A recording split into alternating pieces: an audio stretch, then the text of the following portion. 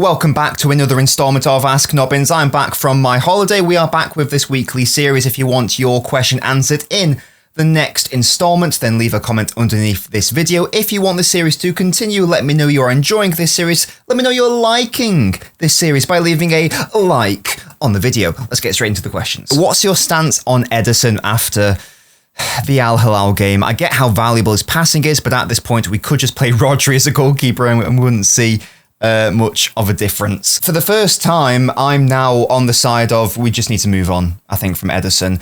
I've been one of his biggest defenders. I will maintain that being a shot preventer is better than being a shot stopper. It's better to prevent a shot from actually happening rather than stopping it. I think that he's been an instrumental part of our success since he joined the club like 8 years ago. There is, however, a limit, and I can only defend him so often, and it's sort of come to the point now, it seems, if, you know, displays like at the Club World Cup are to continue, where it's now just an overall net negative for the side, whereas in the past, his relatively lackluster, certainly not like absolutely top tier elite shot stopping, can be compensated, I don't know if that's the right term, justified maybe is a better one, by the ridiculous work on ball, the shot prevention work as well. But he's made, 3 starts in the Club World Cup, and I think he made 3 errors leading to goals, thereabouts. That is not acceptable. Seemingly, based on last season, he wants to go to Saudi Arabia. Has that been playing on his mind? Is that influencing his performances? It is now seemingly the time to move on. And that's really, really sad to say because, again, I've been a big Ederson defender for the longest time. It looks like we're going to go for Trafford. Is he going to be able to bridge that gap between, being fantastic for Burnley in the Championship and then going to a side which wants to win the title? And the jury's still out for me. I think that's a big unknown for me. But yeah, I think it's time to move on from Ederson. In a round-robin league format, week to week, that not elite shot stopping isn't necessarily a problem. We have seen it in knockout competitions where it has cost City on a number of occasions, sadly. The one time where he was superb in respect to shot stopping, we actually did end up winning the Champions League. So it's one of those, sadly. It's a trade-off, isn't it? You're probably more likely to win the Premier League with an Ederson, less likely to do well in the knockouts, but it seems like we're actually losing that net positive ability even in a league format. So yeah, it's time to move on. This one's from Handleship, Hop Report 7560. What is the ideal profile of right back we need given Nunes' recent performances? I cannot imagine getting a heavily attacking right back when Nunes has done that job perfectly so far. Now, I'm going to hard disagree, to be honest with you, because I think the Al Hilal game is a perfect illustration of why we need another right back who can be that more attacking offensive presence, who can push up to that right wing. The system that I want to see City do next season is what we saw against Al Hilal primarily in that first half, what we also saw against Juventus, what we also saw against Bournemouth as well, and we've seen it a fair few times as well. Those are just the key games in my brain. It is this back 2 with a midfield 3 and technically like a front 5 situation, but the key, which isn't new, but the key principle of it, and again, this isn't necessarily new, is that your fullbacks are the primary width holders and you've got these like narrow playmakers who are out wide, whether that's Marmoush, Foden, Shirky. I don't really care who it is. I think that is the way that City's squad is being set up and being structured to accommodate that sort of shape. That doesn't mean you can't sometimes go to a back 3. That's absolutely fine. But for the most part, I do want to see that sort of back 2. And the only way that can work logistically is if your fullbacks are really happy pushing up towards the wide areas. On that left side, we've got Aït-Nouri, we have Guardiola, we have O'Reilly as well. On the right side, we have Nunes. We have Nunes, and that's it. It's not even a conversation about, do you think Nunes is good enough to do that job? If he is at the levels he was at in the Club World Cup, he can do it. But we saw in the second half, once Nunes came off, we simply couldn't do that shape because we had to bring on, I think we brought on a Kanji, was it? Perhaps, I can't remember exactly. But either way, we brought on a player who wasn't able to do that job because they were a centre-back or whatever. The other right-back options City have, in theory, are players like Lewis, Akanji, who's a centre-back, not someone he's not like a Guardiola profile he wants to maraud forwards to the right wing. Kusanov, who, whether you think he can do it defensively or not is irrelevant, he 100% can't do it offensively. John Stones, who can do a situation where he starts at right back and goes into midfield, but that's not really what we're after with this sort of situation where, as I say, you've got your right-sided playmaker, your right winger being more of a narrow right playmaker. So I think that fundamentally, whether you think Nunes can do the job or not, if Nunes does not play, the whole system falls apart. And that's a system I want to do. And it is incredibly worrying to know that that system is entirely reliant, first of all, on Nunes being like fit for the vast majority of the season, but also the fact that even on his best day and being like truly consistent, we're sort of dealing with like a player who is like competent to good, I would say. I don't think Nunes is ever going to really burst that ceiling and you go like elite, next level sort of player. So I really do think that's a big area that City need to try to look at if possible. Certainly this more attacking profile. That's the sort of profile that I'm after. A right back who can obviously defend as a right back, but then push up and contribute going forwards. That's what I'm after. Lewis can't do that. Akanji can't do that. Kusanov can't do that. Stones can't do that. The only one who can do that is Nunes, and he's a midfielder. So I do want another option there, if we can accommodate them. This one's from Unert. It says, hey Nobbins, big fan. A big fan of you as well. Big up. A bit of an unorthodox question. If you had an unlimited budget and every player in the world wants to play for you, what would your ideal 11 look like? So this question's basically, what's the best starting 11 in the world, isn't it? I've got an unlimited budget, so it doesn't matter about how old they are. I don't have to be thinking about the future. I can just sign like someone who's at the absolute peak or whatever, right? Well, I would play a 4-3-3 off ball, first of all. And I'm going to go traditional. I'm going to basically go for sort of like a Spain in the Euros situation. Courtois in goal. I still think he's probably the best goalkeeper in the world.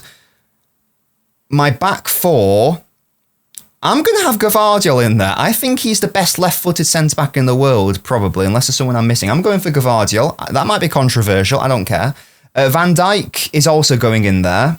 I know that I'd have to play him at right centre-back, and he's played at left centre-back for a lot of his Liverpool career, but he's right-footed, so I don't really care. I think he's the best defender in the world, so I'd go for Van Dijk. I am going to have Trent. Controversial, I know, but if you know anything about me, I'm an attacking boy, and I like to play attacking football if I can. So I'm going for high-flying fullback. And I'm playing Trent the traditional 2019-20 situation. None of this inverting shite with Trent. He's just going to be a fullback, and that's going to be his job, yeah?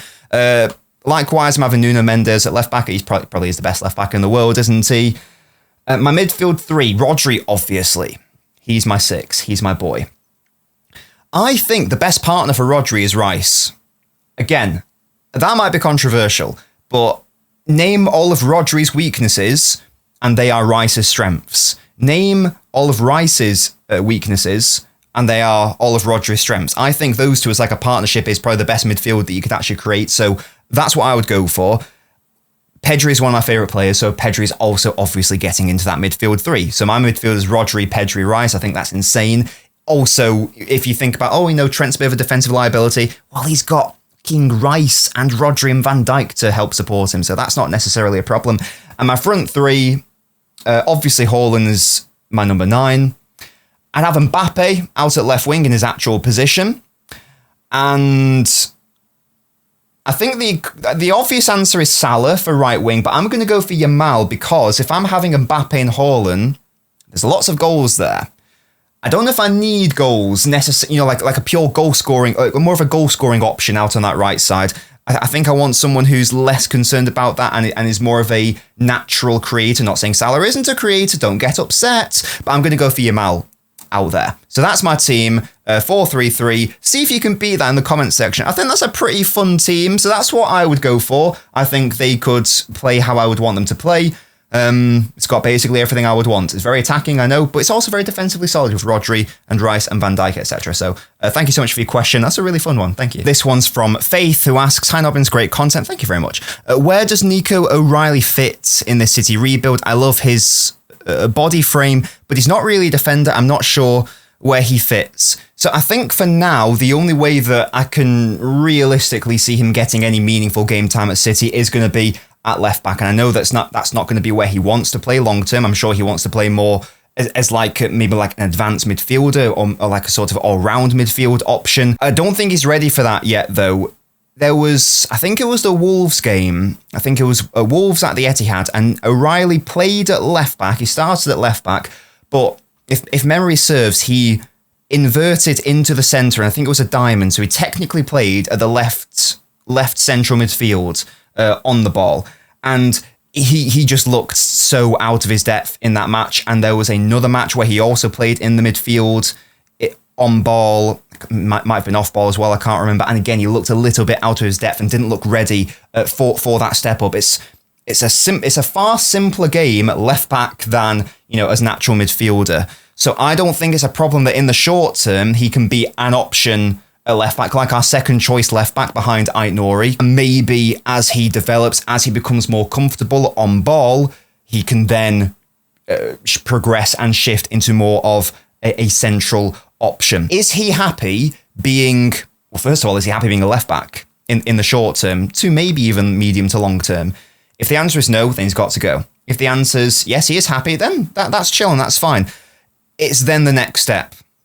I like O'Reilly. I like the concept of O'Reilly, but I do not think that with O'Reilly, we are looking at a player who is going to be someone who gets consistent starts for a City side wanting to win the highest honours in football. I think what we are looking at is a squad option in O'Reilly. And if he's happy to be that squad option for his childhood club, then he shouldn't have a problem staying. He'd get plenty of minutes at left back and also in the midfield, particularly when we've moved on, Bernardo, Kova and Gundo, either this summer or the summer after.